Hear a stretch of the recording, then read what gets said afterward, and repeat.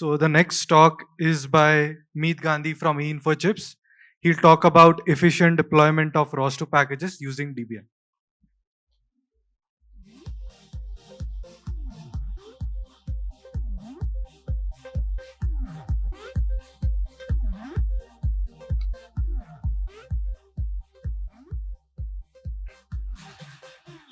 Good evening, everyone. I hope you are not tired. Slides to come.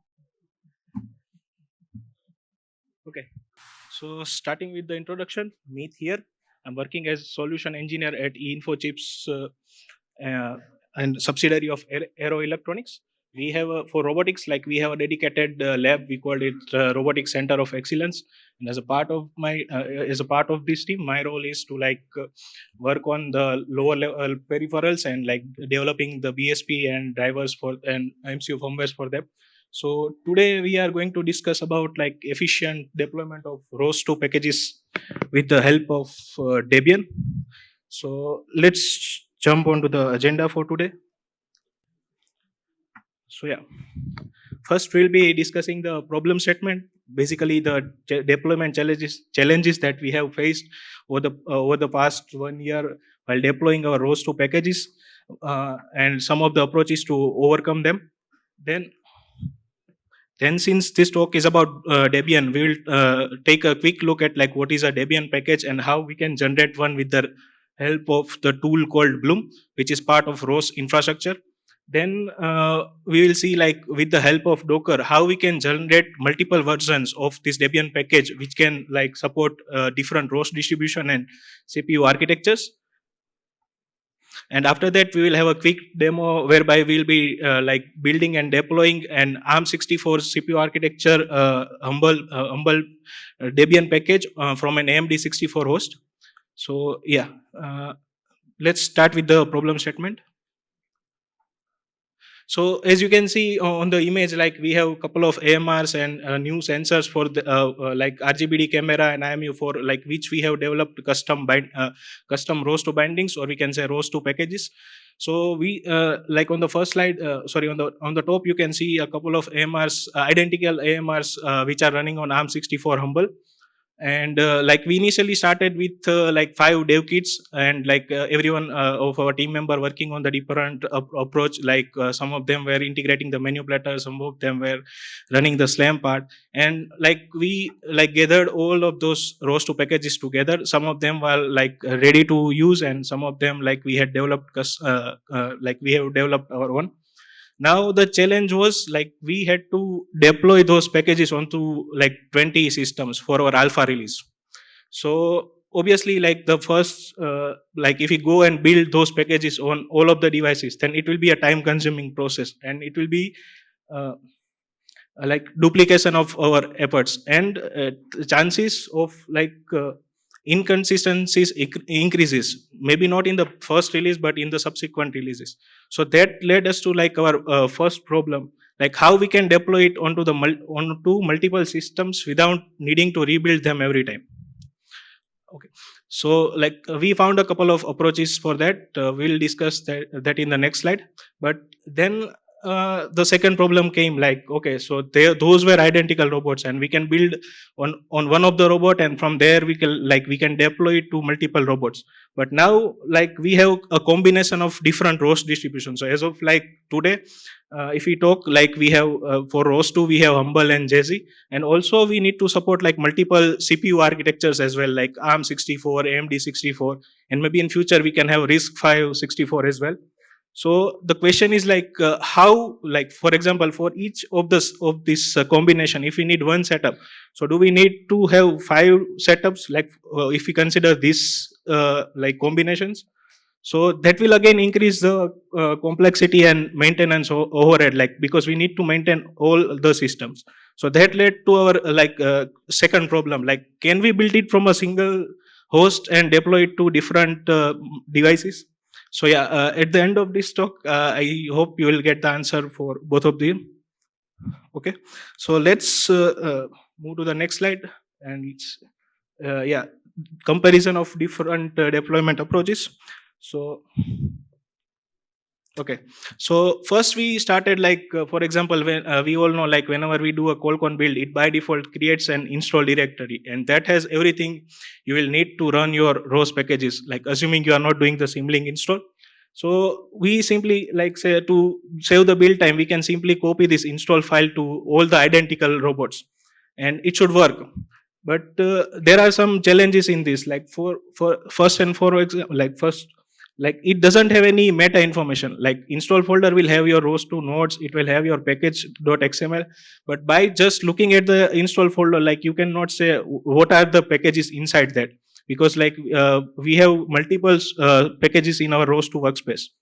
Besides that, simply extracting the install folder, keeping making a zip and extracting the install folder into multiple robots won't install all the dependencies that it needs. So we have to manually install them, those dependencies, maybe with the help of rosdep or maybe with some custom logic. Okay, so that also we can do somehow as a workaround. Then come the third point, like there is no CPU architecture detection. So while doing our experiments, we accidentally created a zip that was built for an AMD64 platform, and we deployed it into a ARM64 platform. So both are having a different CPU architecture. So obviously your binaries won't run. But when we installed dependencies using rosdep, even that was not able to detect that, because it simply parses your package.xml file. So that was a major challenge. Then, since our all the packages are in common workspace, so it was not possible to remove or upgrade any single package. Like if you want to simply remove one, then also like you need to build all the packages, and as a part of like workaround for that, you can create separate workspaces. But then it will lead to another confusion. We can say like which workspace we need to source at what time. So that will again increase your complexity in deployment. So basically we to like overcome all of this, we need some customization tool and packages which can like detect or fix these problems. So yes, it is like it can be useful for the large scale deployment, but yes, you need to create the customized tool for that. Then there is a like we started checking like what is the standard approach. So in ubuntu based system, like we all know, we can get the ROS packages by simply using one command like sudo apt-get install, and that will install your ROS packages. So basically the same they will save your build time, their deployment will be quicker. Also there will be a meta information and auto installation of dependencies, so that we all know like whenever we install a package, all the dependent package or libraries, they are automatically getting installed with the help of tools like apt or dpkg. Okay, and also there was CPU architecture detection feature. So by default, like we can say, if you have both the Debians, let's say for example ARM64 and AMD64, and if you try to install an ARM64 Debian onto AMD64 host, then it will not allow you to install. So and also like again, yeah, there was we can change, like remove or upgrade a single package, which wasn't possible in the previous one. So yeah, thanks to the tools like aptg and apt and dpkg, so we don't need to create any extra tool here to manage our packages. Okay, so there is one con for this. Like obviously for standard ROS packages, those are available in the ROS ecosystem, you can simply install. But what you need to do for your custom ROS packages, those are not available by default. So for that, like you will need to have understanding of setup, like how you can build one Debian package, or maybe how you can like host your repository. But yes, once that understanding is developed, then this will become a easier option for you to deploy your ROS packages. Okay, now since this talk about Debian, let's take a quick look at like what is a Debian package. So a Debian package, or we can say a deb file, that is used to like distribute the software in Debian based system. And one of the we can say a popular example of Debian based system is our Ubuntu. So Ubuntu is basically a Debian based system, and the package contains all the necessary and metadata that you need. So here are like the contents of the package. So basically, obviously, you will need your binaries, like it can be your ROS node executables, your configuration files, your libraries, your header files. So it should have that. And apart from that, there is also optional provision for documentation. Basically, on Linux based system, we refer to them as a main pages. Along with that, it contains your metadata. So like for example, name, version, the dependency list of the packages, because it has to install those packages at the time of installing these packages. Again, the same CPU architecture, like what architecture this package has been built, and obviously the description of the package.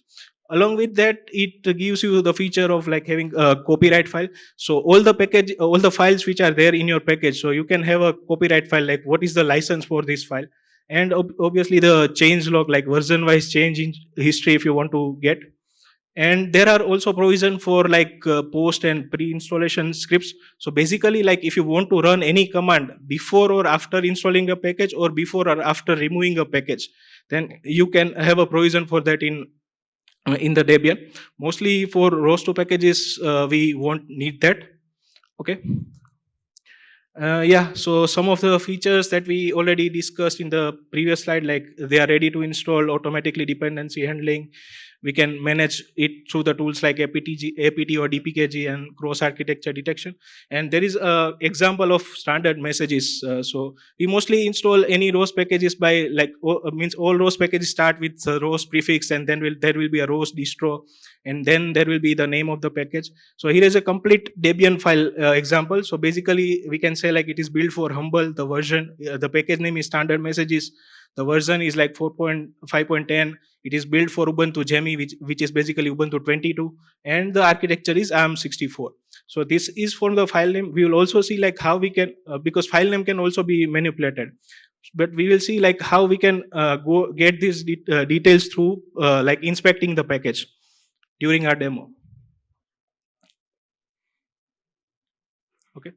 So yes, using Bloom to generate. So let's take a look at like how we can generate a Debian package for our ROS2 packages. So let's to generate the ROS2 Debian package, you will need a tool called Bloom, which is part of ROS infrastructure. And all the existing packages that you are installing right now on your Ubuntu system, maybe like on the Humble or any ROS distros. So basically, they are built at the backend with the help of Bloom. Yeah, it's not only Bloom that builds those packages, but yes, there are like multiple layers. Those actually builds and deploys those packages, and by default, it supports all the ROS2 build types. Actually, this tool was like designed for ROS 1, so it also supports ROS 1. But yes, since it is going to end of life, so we won't be discussing that in this slide. But yes, all your ROS 2 packages will be supported by package types will be supported by Bloom. And what you will need to create your Debian package. So obviously, one ROS distribution and ROS deb, and then there is a deb helper toolsheet you can install. Basically, that will actually build your Debian package. And obviously, the most important part is your package.xml. So we'll see in the next like why package.xml is important. Okay, so how I can generate a Debian package for my like any ROS package. So there are only two commands you need once after installing the dependencies and ROS distribution. So first command is like you need to go to the root directory of your package where your package.xml file is present, and then you need to run the first command is like bloom generate ROS Debian. So by default, it will parse your package.xml, and from that it will extract the information. Like obviously we have those information like package name, version, most importantly the dependency list, maintainer name, description, license, etc. Now the thing is like in the package.xml we are mentioning the dependencies like for example RCL-CPP, but the actual package if you want to install, then you need to install like ROS hyphen something your ROS distro and then RCL-CPP. So Bloom will take care for that. So it will query the ROS deb to get the exact package name it needs to install this package, and then it will generate these 4 files. So basically first is your rules file, so you can consider this as a make file to build your Debian packages, and that will be built on the top based on the build type that you have provided in your package.xml. Then there will be a control file. So control file, the name is control file, but basically it contains all the metadata that we need, and that is derived in the previous step. Then again the copyright files, so again based on the license that you have mentioned in your package.xml and the changelog. So if your ROS package has an like changelog restructure file, then this tool will convert into the Debian format, into the Debian format. Then So here we are not actually building the Debian package. The Debian package is actually getting built on the second command, that is like fake root Debian rules binary. So basically, it is, we can say, it is calling your make file with the with the command as binary. So basically, it will configure your base like ROS package. For example, if you are running a CMake based project, then you need to first configure your ROS project. So that will configure, that will build, and also if you have enabled testing, then it will run all the test for your package. So if anything fails, then it will stop immediately. Then now package, as I mentioned earlier, package.xml again doesn't contain like what is the CPU architecture. So they again, Bloom will detect like what CPU architecture it is building, and also it will derive the shared library dependencies that are not part of your package.xml. Means if your like if you have any mentioned any packages, and those also needs additional packages, so that will be again derived by Bloom, and then based on that it will generate your final control file, or we can say the metadata, and then it will build your package. So basically it will like combine all your binaries, libraries, or whatever you have mentioned in your install rule, along with your metadata and this copyright and changelog file.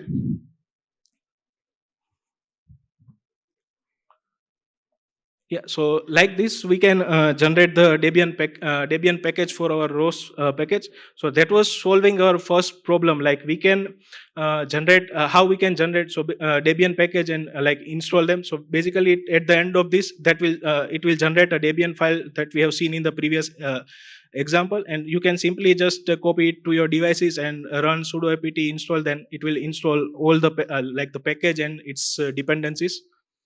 So only one challenge with Bloom is like unlike Qualcomm, it cannot generate multiple packages at the same time. Like in Qualcomm, you have provision like you can put multiple ROS packages into your ROS workspace, and then you can just simply run a Qualcomm build, and that will build your like workspace. In case of Bloom, that won't happen. Like you need to manually create package for each of your ROS packages. But yes, workaround for them is like already available. So if you can take a look at ROS infrastructure, or basically the ROS build farms, which actually builds our ready to use ROS Debian packages, so you will get the information like how they are generating those packages. Okay, so now with this, that solved our first problem, like how we can deploy it into the identical system. But now the second problem was like how we should support multiple ROS distribution as well as CPU architectures. So for that, we can use Docker. So there are multiple approaches here also, like you can use open embedded, Yocto, anything. But like for us, Docker was the easiest one to go with. Okay, so let's see how with the help of Docker we can generate multiple versions of our Debian package. Okay, so as you can see in the diagram, you only need 10 lines of your Docker file. So basically there is a template Docker file, not a complete one, but it basically expects two arguments from you. One is the architecture and the second is the ROS distro. So basically for like our ROS2 packages, you can at this moment you can pass the architecture value as it can be AMD64 or ARM64 V8. For ROS1, if you are building, then there is a provision to build with ARM64 V7, and obviously the ROS distro is Noetic. And then like you need to so basically we have, for demo we have created a ROS package. So basically you need to go to your work directory, assuming like you have already installed all your dependencies previously, and then run these two commands. So that will generate the Debian binary in your parent directory, and you just need to copy it to your host. So for example, coming to our like second problem statement. So for example, let's say if I want to generate for ARM64 Humble, then I need to pass a combination like as like arch is equal to ARM64 V8 and ROS distro is equal to Humble. Similarly, if I want to generate for JZ, then we can AMD64 JZ, then we can pass the architecture as AMD64 and ROS distro as JZ. So like that, it will create different versions of your like Debian package, and then you can distribute as per your requirement. Yeah. Now we will see a quick demo whereby like we will be building an ARM64 Humble package from a AMD64 host. So yeah, can we have the video, please?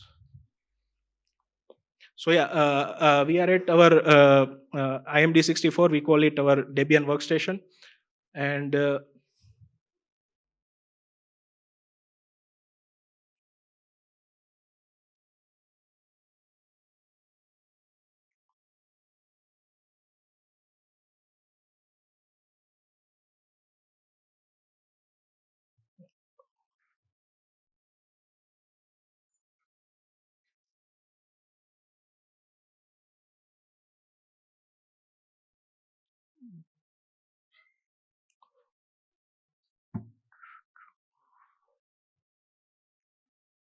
is something corrupted.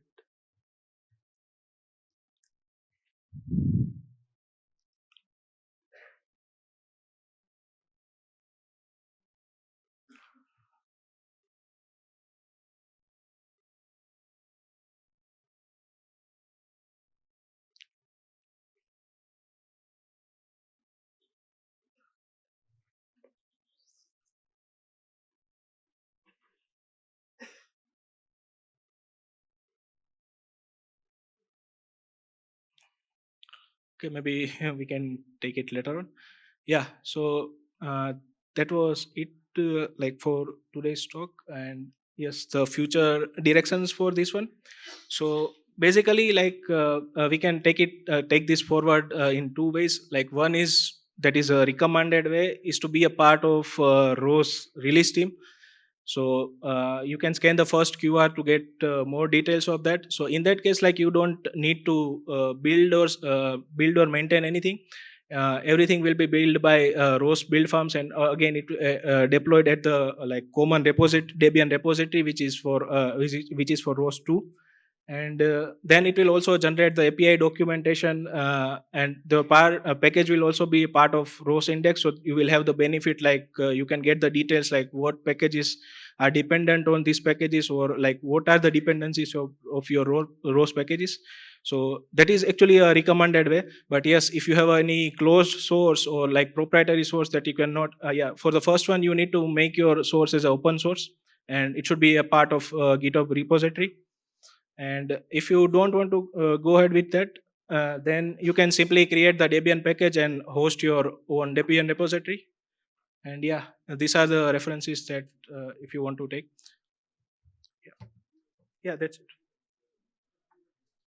Yeah, we can check the video. Okay, so I am on my MD64 host. We can call it a Debian workstation, and we have the Docker file ready. And here is the command that I'm going to use. So basically, I'm passing the architecture as ARM64 V8 and ROS distro as humble, and asking the Docker to like copy the generated Debian file into the output directory. And there is one more option that is needed for Docker, that is like platform, which is again a Linux ARM64. So that is a feature of Docker multi-arch. So you can take a look at that in the, okay. Okay, so now we have run. So this is only 10-step Docker file. So as you can see, it has fetched the ARM64 ROS humble image from the Docker hub, which is already pre-built and given by OSRF. So yes, and on that, it again went to the work directory, run those two commands. Just ignore the capital letters. I don't know why it is coming from Docker, but yes, it has run those two commands, ROS Debian and fake root Debian rules binary, and the binary was copied into the host, and you can see the same kind of binary rows humble. Then the package name is debian demo.cpp, version is 120, it is built for JME, and the architecture is AMD64. Now let's see what are the metadata for this package. So we have not installed the package yet, but we can see like all the metadata, like for example, again the package name, then version, then architecture, who is the maintainer, and most importantly, what are the package dependencies. So for example, in this case, it notes the RCL, CPP, standard messages, and demo nodes, and obviously the description you can see. Now we'll see what are the contents of this package. So if you run this command, so basically you can see the changelog and copyright file, and all the artifacts that it is going to install in the standard directory opt ROS humble, because it is built for humble. So all your install artifacts will be present here. Now let's deploy it on our smart rover, basically, which is ARM64 Humble. So I'm just copying that using SCP. And let's go to the smart rover. So I'm just taking a terminal for that. Going to the directory like where the Debian package is. Okay. Yes, we have the Debian package here. So you can simply install it using the standard command sudo apt-get install, and you need to give the binary file here.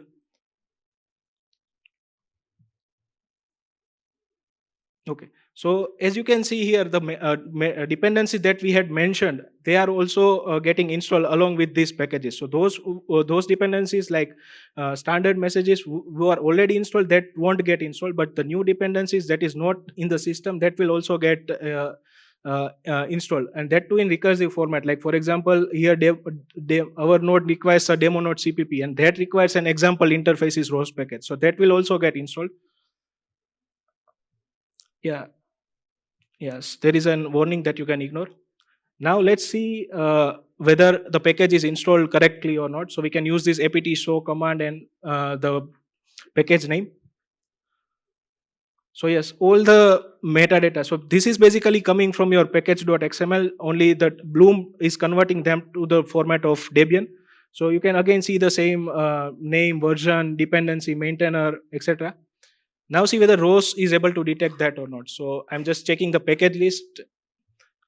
Yes, ROS is able to detect that, both the demo packages. Let's try to run that. So I'm just running a random publisher just for the demo purpose. And yeah, it's running. So like this, you can create multiple versions of your Debian packages and install as per your requirement. Yeah, that's it from my end. Thank you for the attention. Yeah. Thank you, Meet.